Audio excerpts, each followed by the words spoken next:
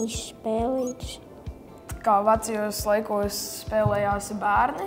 Tamagotchi bija mūsu laiku kabatas draudziņš. Tur ir dzīvnieks, par kuru tev jārūpējas, jābaro, jāmazgā un jāizdara tā, lai viņš izaug. Jā, un tad, ja par viņu nerūpējās, tad viņš sabēdājās un nomira.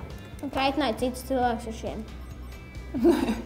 Un tad sacentās ar līmeņiem, kuram ir ilgāk, un tāds man arī tāds bija, bet es nevarēju ilgi izturēt to pašu darīt, bet citi bija, es zinu, modās naktī un darbojās, tad viņi bija dažādi.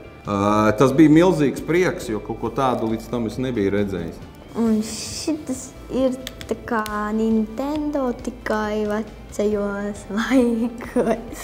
Izstāst pēc telefona, ja godīgi, kuram ir apakša. Tas nav Nintendo vecais. Izstāst pēc kaut kāda. Tas tā kā opītis tavam, ja, Nintendo? Nē. Nē? Nē, tas vecvectēs. Vecvectētiņš. Manos laikos tāds nebija. Manos laikos bija tāds, ko slēdz pie televizora klāt, un bija pults atsevišķi, un es šaudīju pīles. Tā bija mana mīļākā spēle. Un pie mājas pie televizora pieslēdzamos zilitoni bija.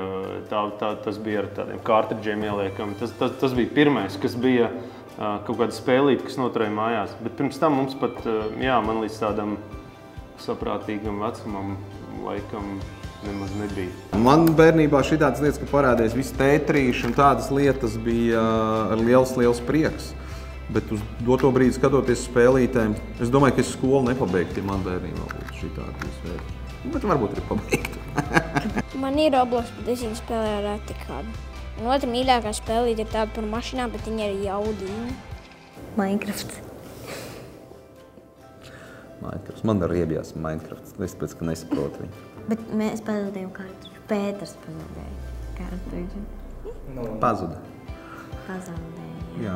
Mēs spēlējam kopā parasti NHL. Sacenšamies, nezinu, par godu, par slavu. Pēdējā reizē bija diezgan sāpīgi. Pats vainīgs. Jā, pēdējā reizē es zaudēju NHL un Kārlis dabūja jaunas futbola bučas. Viņi spēlē savus dizainus. Tā ir muļķīga spēle, pieauguši. Tur var veidot interjeru dažādās telpās, virtuvēs, guļamistabās, dzīvojamajās istabās. Mēs, protams, dzīvojam divās dažādās pasaulēs, un tas ir forši tajā brīdī, kad to redzēt, to visu tehnoloģisko izaugsmi, kas ir bijis, un man ļoti interesanti, kas būs vēl pēc kāda laika.